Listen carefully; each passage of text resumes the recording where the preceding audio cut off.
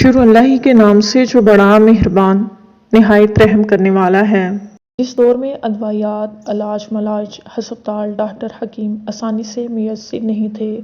कीमती अदवायात, जदीद लेबॉर्ट्रियाँ जगह जगह नहीं थी, बल्कि बिल्कुल नहीं थी। तो इस दौर में ऐसी चीज़ें इस्तेमाल कराई जाती थीं जो आज के दौर में अनोखी और हैरत अंगेज़ मालूम होती हैं।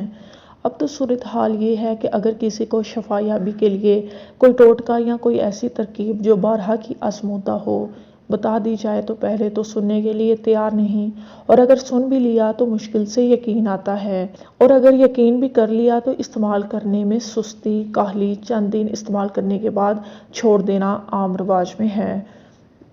हिंदी तिब और यूनानी तिब की पुरानी किताबों में जो आज से सदियों कबल लिखी और पढ़ी जाती रहीं, ऐसी ऐसी तरकीबें लिखी हैं, बाज़ औक़ात तो पढ़कर यकीन नहीं आता, और अगर यकीन से कर लिया जाए वाकई यकीन आ जाता है।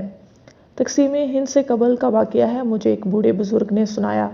वो ज़रगर कहने लगा कि पेशावर के किस्सा ख्वानी बाज़ार में हिंदुओं के दौर की बनी हुई एक 3 मंजिला इमारत की तीसरी मंजिल पर तिजोरी थी, जिसमें बुजुर्ग सोना रखते थे। नहायत भारी भरकम इस तिजोरी को नीचे उतारना था। क्या किया जाए, कैसे किया जाए, समझ नहीं आ रही। आखिर मशवरे के बाद एक साहब कहने लगे, मैं एक ऐसे शख्स को जानता हूँ जिसे चरसी कहते हैं। इसका जिस्म चरसियों की तरह है, जबकि वो चरस नहीं पीता। कुछ देर के बाद वो इस चरसी को ले आए। इस दौर में इसने सैकड़ों रुपये उजरत तय की। मजबूरन हमें मानना पड़ा। उजरत पहले लेकर जेब में डाली और फिर इस तिजोरी को इसे अकेले शख्स ने उठाकर अपने कंधे पे रखा और यूं लाकर नीचे ज़मीन पर रख दी। हम बहुत हैरान हुए कि आखिर ये ताकत इस शख्स में कहाँ से आई। बज़ाहिर एक कमज़ोर लेकिन नहायत ताकतवर शख्स की इस ताकत का राज आखिर क्या है। जब इनसे इस ताकत का सवाल किया गया तो एक ही सांस में जवाब दिया।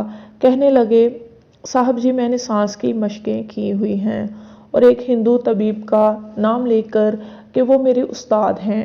इन्होंने बताया, मुझे एक बीमार शख्स, चाहे वो किसी भी बीमारी में मुब्तला हो, किसी भी मौलाद से आजिज आ गया हो, दवाएं खा खा कर थक गया हो, परहेज से इसको चिढ़ हो, ऐसे तमाम मरीजों के लिए एक खुशखबरी कि वो परेशान ना हो। एक तरकीब हम बताते हैं, करना आपका काम है। हैरत अंगेज नताइज आपके कदमों में। नामालूम कितने लोग इससे शफायाब हुए, मेरे पास तादाद नहीं, और इन्होंने और कितने लोगों को मजीद बताया, इसका अंदाज़ा नहीं। लेकिन ये एक बात मुसलमा है, जिसने भी किया यकसोई तवज्जो और मुस्तकिल मजाजी से किया, यकीनी फ़ायदा हुआ। मेरे पास इसके कितने नताइज हैं क्या बताऊँ। ऐसे लोग जिनको पहले बहुत मुश्किल से यकीन दहानी कराई गई, फिर जब इन्होंने किया तो बहुत मुतासिर हुए और शफा याबी की तरफ कदम बढ़ाने लगा। वाज़िया रहे कि अगर सेहतमंद आदमी भी ये मशक करे तो अपनी सेहत मज़ीद काबिल रिश्क बना सकता है।